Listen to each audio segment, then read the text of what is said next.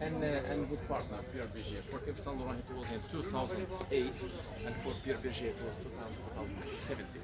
By the way, this pillar is coming from Volibilis in Meknes, it's beside Fez. We have here in Morocco many historical monuments, but we should have more than that. If the all dynasties don't destroy completely what the first dynasties already achieved, and that's why I am asking what